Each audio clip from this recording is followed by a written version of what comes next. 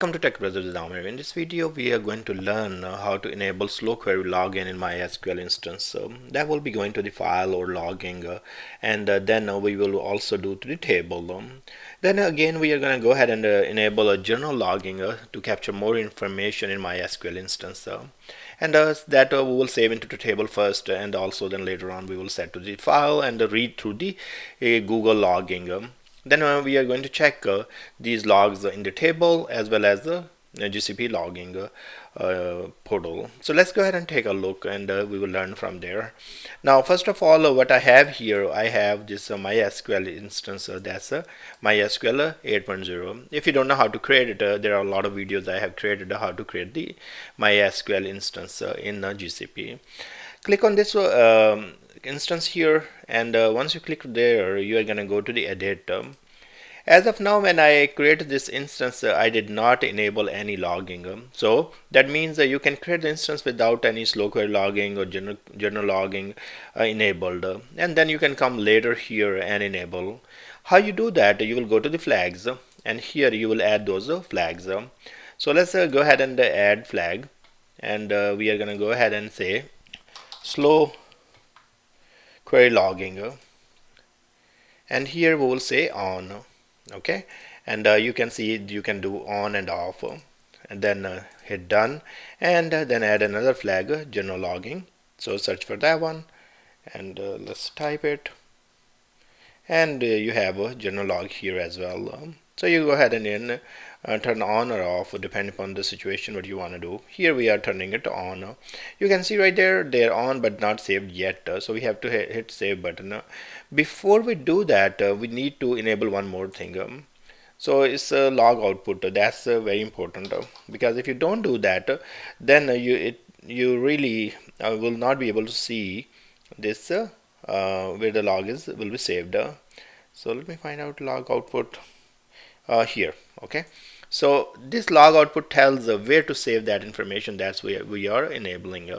So see right there we have a file, and we have table and none. If it is set to none, it's not going to save anything. Now you can set to file, or you can set to the table. First of all, we are going to go ahead and hit table and done. So this all information for slow query logging and journal logging, that will be saved to the table on the MySQL. Which MySQL? The one we are making the changes. So we hit save, and it's going to take a minute, and it will be saved. So as our changes are all saved, now what you can do, you can connect to this MySQL instance by using a different tool such as MySQL or MySQL Workbench. I'm using MySQL, and here you will go to the file, new session, and then provide the IP here, and then what you will do, you will provide the password and hit open. It is going to connect to you. So right here, if you see, I'm already connected with this server, and I am running these two queries here. So select start from journal underscore query. These both tables are in a MySQL database. That's a system database. Once I run these queries, it's gonna show us the data for journal log, and you can see that there's tons of information. This is collected, and this instance is collecting information because we have enabled the journal log logging. If you remember that we went to the edit, and we went to the flags, and we said that journal log is equal to on. That's why we are seeing all that information saved in the table called journal log. See right there, that's where we did. So now if I go back here, and now let's take a look on the slow query. There is no slow query here. Let's try to build a scenario where we have running a slow query, and then see if it captures the information. Let's go to test server, test database here, and then what I'm going to do, I'm going to execute this query. Let me see right there. There is another query I have. So this is the query. Let's say if I would like to run. So now in this case, we can simply, we are putting sleep 25 seconds. So once we execute this query, it's gonna run, and there would be some sleep time, so it will make it slow query. Okay, our query is completed, and it took almost 25 seconds, 0.02 total seconds. Now let's go back to the actual query where we were checking our table. Now let's execute again, and then we will check slow query table, and you can see that it has captured the information, and you can see right there the SQL text is right there. Okay, so this by enabling a journal flag and slow query logging in our flags here on our server, we will be able to save the information.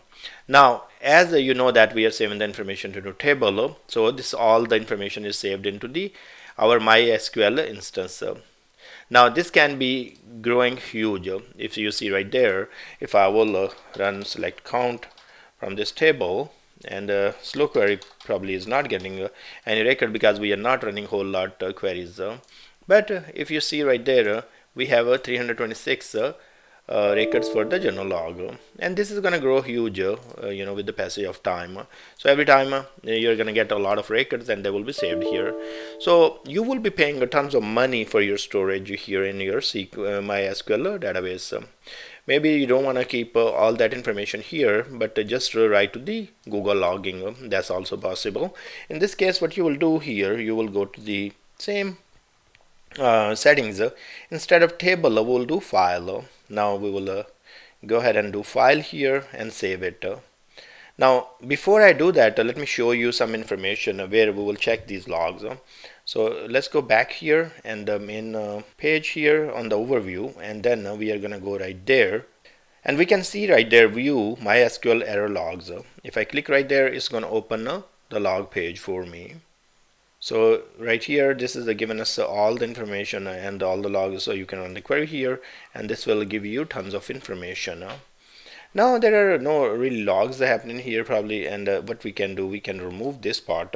Then what we are going to do, we are going to see all the other records for this SQL Server instance.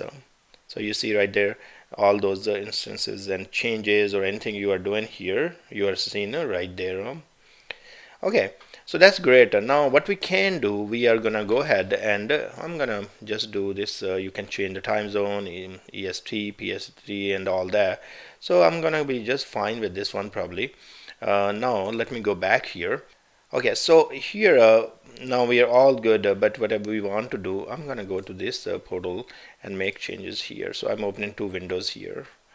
Now we will go to the same instance here and then make the changes into the log flag, and this time instead of saving in the table, we would like to save in the file, and then we can view through the logs. Okay, so we go right there, and instead of table, I'm gonna go ahead and select a file. Now I hit done and hit save. Okay, our changes are done, and now let's go back to this our Heidi SQL here, and let me run some query here. So if I go back right there, and this is my query, select start from test, and you can execute this query, and now it is taken some time to run, but it should not write the data to the slow query table. Instead of doing that, it should go to the logs, and we are going to go to logs and take a look there. So I'm just making sure it's not writing to the table as of now. Okay, great. So if I go back to the this table, and let's here it was count, but anyways we don't need the count here, so we can just leave this asterisk here and just do asterisk here as well. Okay, so execute this query. Oh, sorry, change the database here, and let's take a look on slow query. You see that it did not capture any information for the second execution we just did. So now this record should be in the logs. Let's go back to the portal and take a look from there. Now I'm going to go to the portal here, and remember that we clicked on that logs, and that's why we are here. I can run the query again, and then we can take a look. So notice here, these are the queries we were running, and see here that select start from journal log and all that is captured, and we are looking for a query where it says the sleep 25. So let me go back right there. Okay, here. So here you see that we use a test here, and then we have a sleep here. So this is the query we were looking for. Now all the slow queries will be written here. So That's great. So you can see right there, we can change some more queries and test, it's gonna be just fine. So let me go back to my MySQL, and here let's say if I'm on the query, and now if I enable all these and that then we run all that together. Maybe here instead of sleep 25 I will do sleep 24. Okay, and then we can go ahead and execute table. Okay, I have to select the table test. Okay, that's good. So it did all that. Now it inserted these records, and then it is a check in waiting for this query. Okay, so if I go back to the logs and then I run the query again and see the latest records, so I can always filter by timestamp, go and want to see the oldest ones, or see right there. So these are all our insert statements that we did. So journal log is same in all that information, and everything is coming from the journal log. See inserts here, and then you have this select star from test, and then you have a select sleep 24. So now you see that when you enable journal log or slow query log to the file for the output in your settings, this is what happened. You will be able to see all that information in the Google Logs Explorer, and you can further use the filtering here to just look for those queries in the summary. Also, you can make a edit here and then add more items here. Maybe you want to just add the server name or instance name. So let's say if I want to run that one, I apply it, and I can rerun it. So I will see more information in the summary.